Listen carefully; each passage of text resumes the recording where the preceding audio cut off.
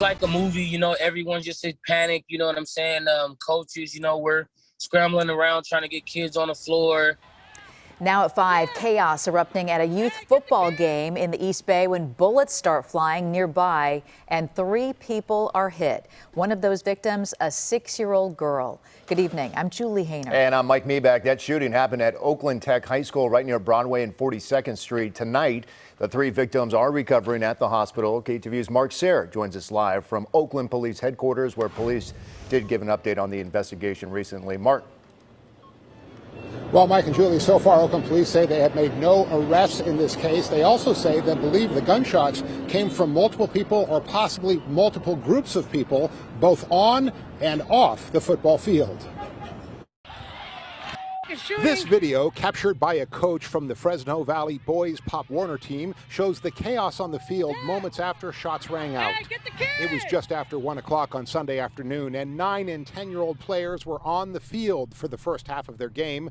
Fresno coach Kelvin Hayes says the day started as a family-oriented and fun-filled event. We were sitting in the stands, it was kids everywhere, and, some shots rang out, unfortunately, in the middle of the 10U game.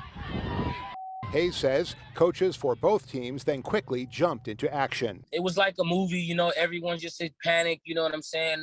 Coaches, we're scrambling around trying to get kids on the floor, looking for certain kids. We had a lot of families out there that, it was like a real family environment. So OPD is saddened by this blatant disregard for life that occurred yesterday, as individuals show complete lack of compassion for young people out there participating in the Pee Wee football game. On Monday afternoon, Oakland police provided an update on the investigation. Chief LaRon Armstrong says there were about 500 people in attendance at the game, and the carnage could have been much worse. The victims were a 6-year-old girl, a man in his 30s, and a woman in her 50s. They all remain in the hospital. It makes no sense that children are out here playing football and family and friends are watching these games and people would come armed with guns.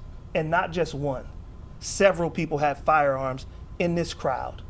That is really unfortunate that they put the lives of young people and families in danger because of their selfishness.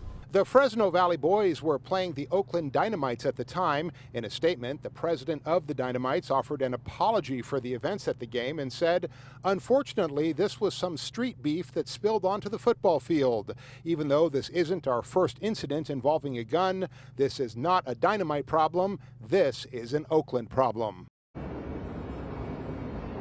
Now, this is not the first time an Oakland Dynamites game has turned tragic. Last year, a man was killed during a practice of that team.